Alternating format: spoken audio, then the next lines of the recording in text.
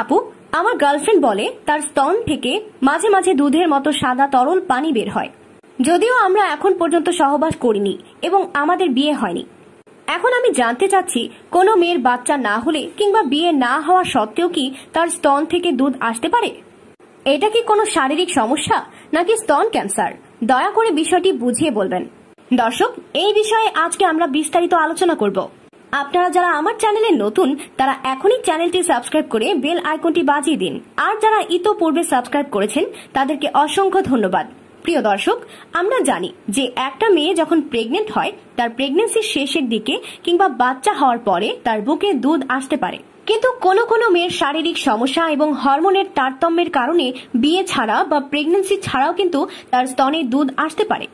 তবে কারো কারো শরীরের হরমোনের ভারসাম্যহীনতা নষ্ট হয়ে গেলে অধিক পরিমাণে প্রোলাক্টিন হরমোন উৎপন্ন হতে দেখা যায়, যার কারণে কিন্তু স্তনে নানা ধরনের সমস্যা দেখা দিতে পারে। কিংবা অনেক মেয়েদের বিয়ের আগে তাদের স্তন থেকে সাদা পানি বা পুজ বের হতে পারে। যে কোনো কিছু বের হলে কিন্তু সেটা দুধ নয়। আপনাকে ভালো করে দেখতে হবে এটা দুধের মতো স্বাদ কিনা। যদি দুধের মতো স্বাদ হয় তাহলে বুঝতে হবে আপনার শরীরের হরমোনের ভারসাম্য নষ্ট হয়ে গেছে। আপনি অতি দ্রুত একজন হরমোন বিশেষজ্ঞের সঙ্গে পরামর্শ করুন।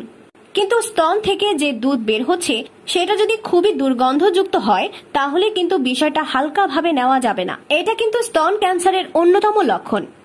আপনার যদি স্তনে চাকা অনুভব হয় বা ব্যথা অনুভব হয়, অথবা আপনার এক স্তন থেকে অন্য স্তন কিছুটা বড় হয়ে যায় কিংবা ছোট হয়ে যায় এবং স্তনের বোটায় যদি অস্বাভাবিক পরিবর্তন দেখেন, তাহলে অবশ্যই একজন গাইনি ডাক্তারের শরণাপন্ন হতে হবে।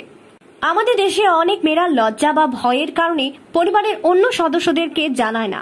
পরবর্তীতে দেখা যায় এটা অনেক ব্যাপক আকার ধারণ করে। এরকম কোনো সমস্যা দেখা দিলে অবশ্যই মেয়েদেরকে তার পরিবারের সদস্যদের সঙ্গে এই বিষয়ে আলোচনা করা উচিত এবং দ্রুত চিকিৎসা গ্রহণ করা দরকার। আশা করি বিষয়টি বুঝতে পেরেছেন। এই বিষয়ে আরো কিছু জানার থাকলে অবশ্যই কমেন্ট করবেন। ভিডিওটি ভালো লাগলে একটি লাইক দিয়ে বন্ধুদের সাথে শেয়ার করে দিন এবং পরবর্তী ভিডিও পেতে চ্যানেলটি সাবস্ক্রাইব করে বেল আইকনটি বাজিয়ে দিন। ভালো থাকুন, সুস্থ থাকুন। আল্লাহ।